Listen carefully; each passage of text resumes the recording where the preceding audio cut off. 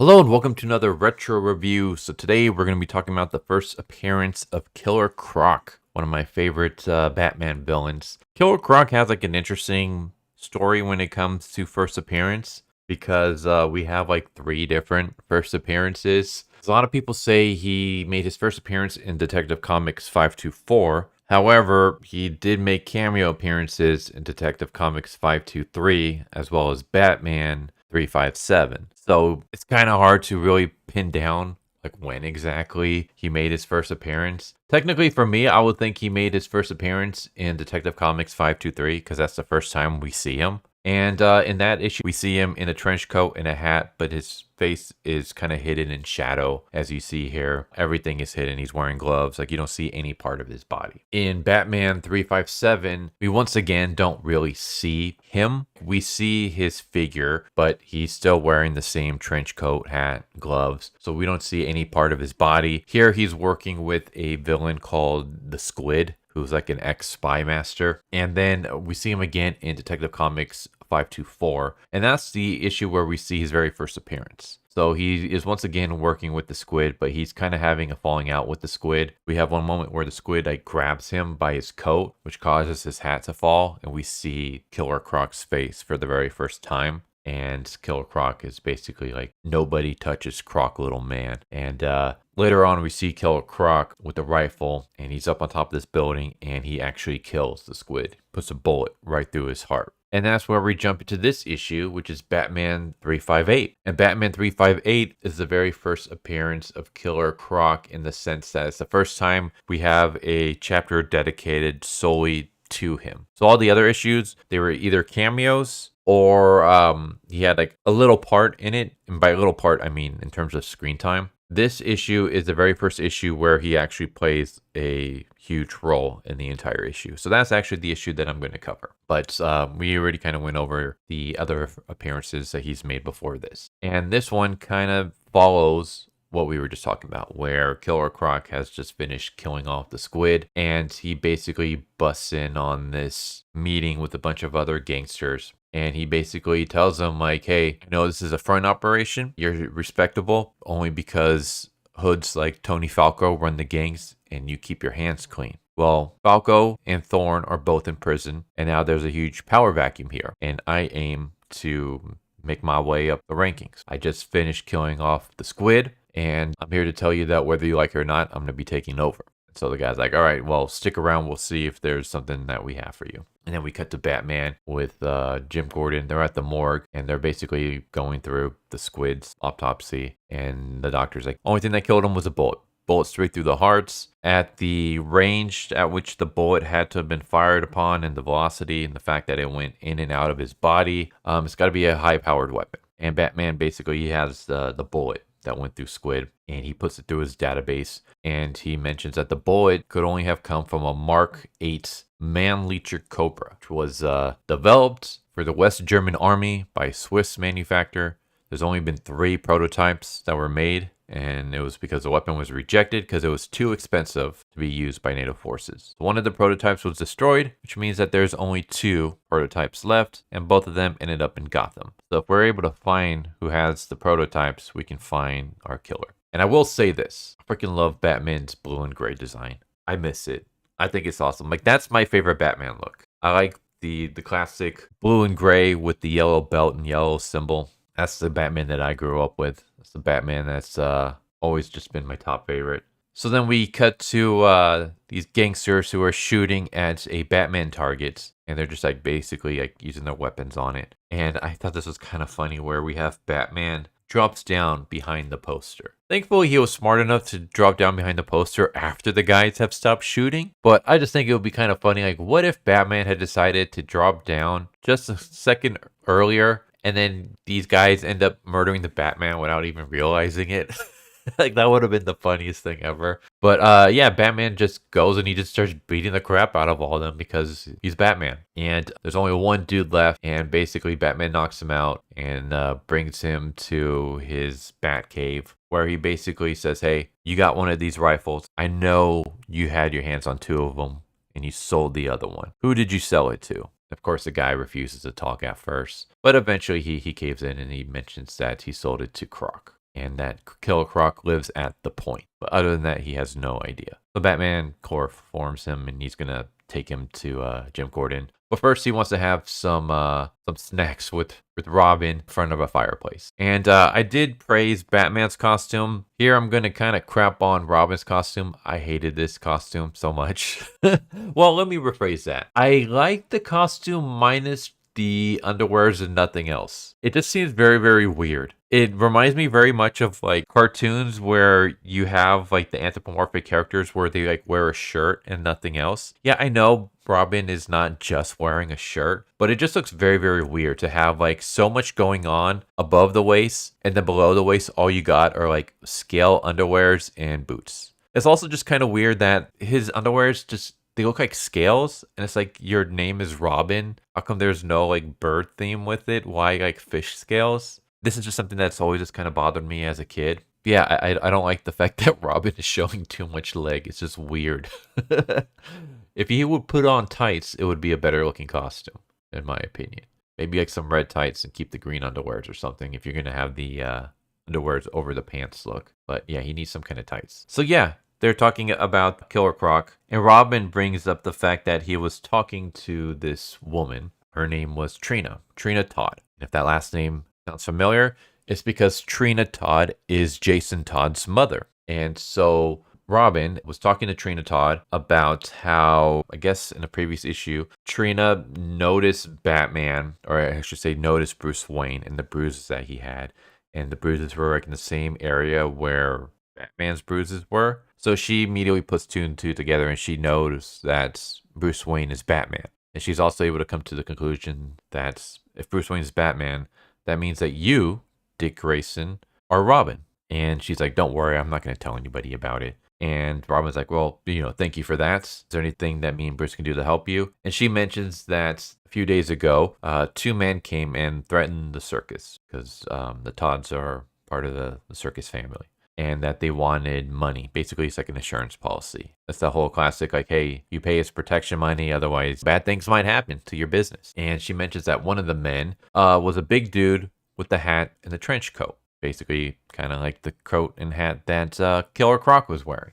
Obviously, she doesn't know it's Killer Croc because she didn't see his face, but she just kind of brings this mention up. Batman's like, well, man, a trench coat, could it be a coincidence? Robin's like, well, there aren't too many people wearing trench coats in this city. So what are the odds? And Dick decides to go check out to see if maybe it might be the same person. Batman kind of reminisces about the fact that him and Dick seem to be drifting apart, that Dick is a idealist and he doesn't understand human nature. It's a weird thing where like, he kind of mentions being with Selena and Vicky Vale and them trying to uncover his secret identity, that like, you can't trust anyone, especially not the ones you love. It's kind of like, are they trying to say that Dick is in love with Trina? Because Trina is married, like she's a married woman. I don't know, that was kind of weird. Or it could just be like that he looks up to Trina, or that he did mention that he sees like his mom in Trina, so maybe he's starting to like love her as a maternal figure and not as like a romantic partner. But yeah, basically Dick is very much like Team Trina in the sense that he doesn't believe that she's ever going to sell him out. He has no worries about them knowing their identities, but Batman's just kind of like, I'm not sure about that. Meanwhile, we cut to Croc, and Croc is basically talking to the gangsters here, and they're like, hey, like, we got a big man in Tampa that's checking out your story. You did mention that you killed the squid, but you also mentioned that the squid was a loser. So we need you to prove yourself to us. We need you to go to Star's lab, where there's this Air Force computer. It's like the latest in high tech, and we need you to steal it and bring it back. And if you do that, then you'll prove that you're worthy of working with us. He's like, all right, I'll do it. But if you try to flake out on me, I'm going to break you in half. And then he leaves. And then we got Batman beating up a gang who look very much like something out of the 70s or 80s. Just the whole vest with no shirt on and stuff like that. So yeah, Batman's basically beating them up because he's like, this is here at this part of the city. You run this part, which means that you know where a man named the Croc lives. Where is he? They refuse to tell him, so he beats the crap out of them until they tell him. And then we cut to the Star's laboratory, where the Croc has basically pulled a Sideshow Bob, where he's hidden himself underneath the car of one of the U.S. force members. And basically, as soon as the car comes to a stop, he beats up the two guards, knocks them out, wears their clothing. Well, I say guards, but it's actually like a colonel of like the Air Force.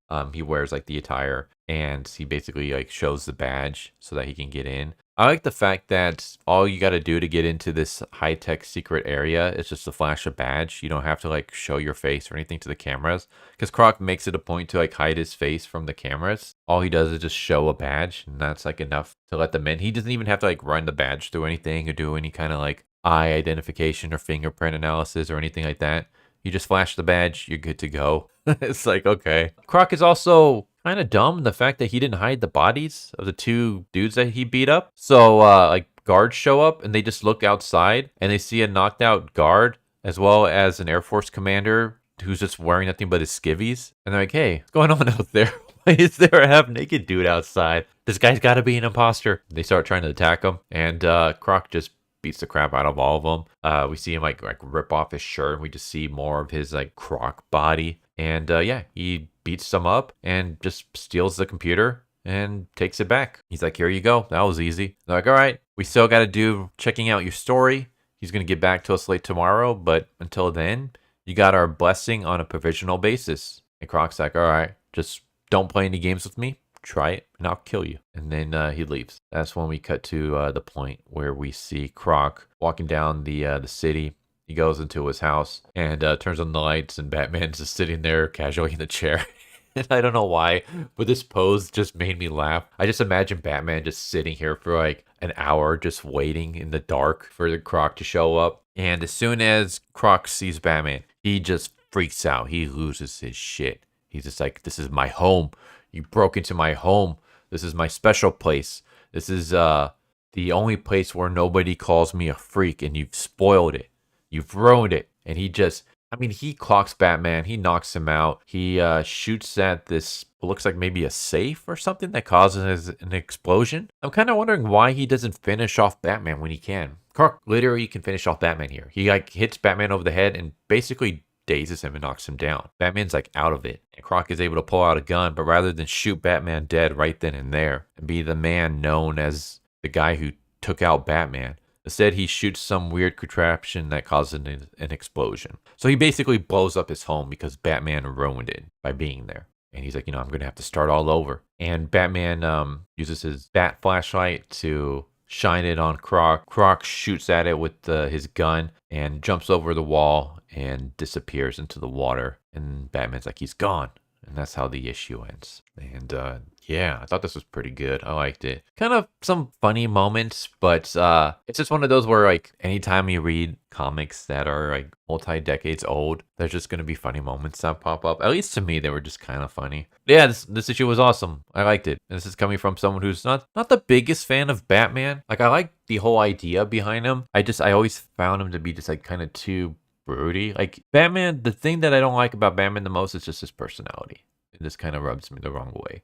But I mean, I did grow up on Batman and stuff, so I did kind of like him as a kid. I like more, well, let's say this. I kind of liked the idea of Batman rather than Batman himself. But yeah, there you go. There's Batman. Issue number 358, Don't Mess with Killer Croc. The first issue where Killer Croc is the main focus. As I said before, we had Detective Comics 523, which is Killer Croc's first appearance ever. And then we had Batman 357, which is another issue that deals with Killer Croc. He has more of an appearance on there, but we don't actually see what he looks like in that issue. And he's not the main focus. He's still kind of like somewhat of a background character. And then Detective Comics 524 is where we see Killer Croc, like his actual appearance for the first time. We see him without the hat and stuff. We can actually see his face, I should say. And he plays a bigger part near the end in the sense that he kills the main villain that Batman has been dealing with in the past few issues. But it's not until Batman 358 where we actually get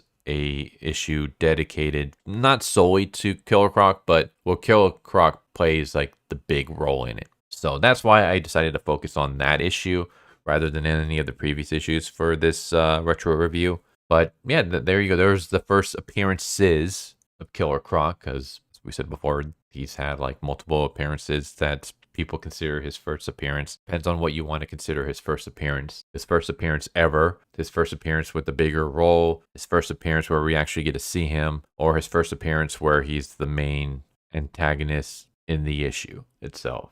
So there's kind of like 4 first appearances for Killer Croc, but we kind of covered all of them, mostly focusing on, of course, Batman 358, which is where he plays the big role in it as the main antagonist. This was awesome. I liked it. I love like old school comics like this, and I love doing these retro reviews. I'll probably do more of them in the future. Just like, first appearances of so-and-so, whatever. Give me a character. Maybe I'll try and check it out if it's character I find fascinating. But I don't know. I love seeing like how a character originally was envisioned. So like Killer Croc now, we see him as like this giant anthropomorphic crocodile creature who eats other humans and stuff. Whereas before, Killer Croc was just because he has this really weird skin condition that makes him look kind of weird. And he used to wrestle crocodiles. And that's kind of where the name Killer Croc came from. He wasn't like this anthropomorphic humanoid crocodile until later issues. But yeah, there you go. Hope that you enjoyed the video. Hope to see you next time. Take care. Later. Thank you for watching my video. I hope you enjoyed it. If you didn't, I still want to thank you for watching it this far, and I hope the next one is more to your liking. With that said, thank you once again, and I hope you guys and gals have a good one. Later.